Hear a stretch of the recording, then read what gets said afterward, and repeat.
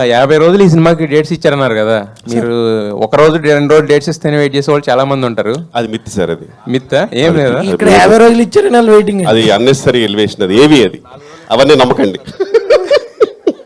But అంత మంచి planning sir. బేసిక్గా సురేష్ గారు వేరే లెవెల్ ప్లానింగ్. మనం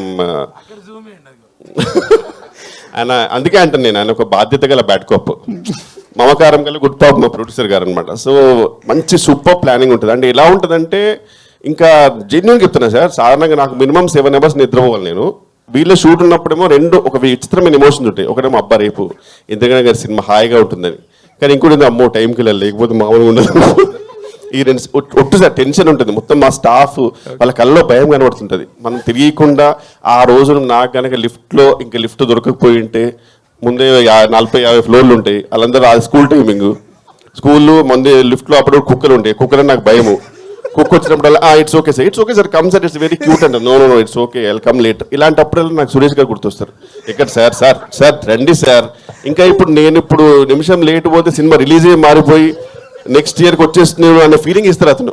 ఆ టెన్షన్ తోటి సార్ షూటింగ్ వెళ్ళే వరకే.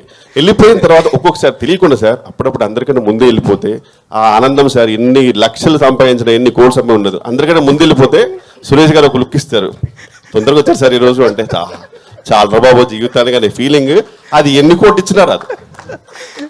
అయితే ఇందాక స్టేజ్ మీద అందరి గురించి చెప్పారు, మీ బెస్ట్ ఫ్రెండ్ అయిన హర్ష గారి గురించి ఏం కామెంట్ చేయలేదు, నో కామెంట్ అన్నారు. అంటే కాదు సార్, మాకు యాక్చువల్గా మా ఇద్దరికి ఒక కాంట్రాక్ట్ ఉంది, ఒకళ్ళు ఏమనుకోద్దని.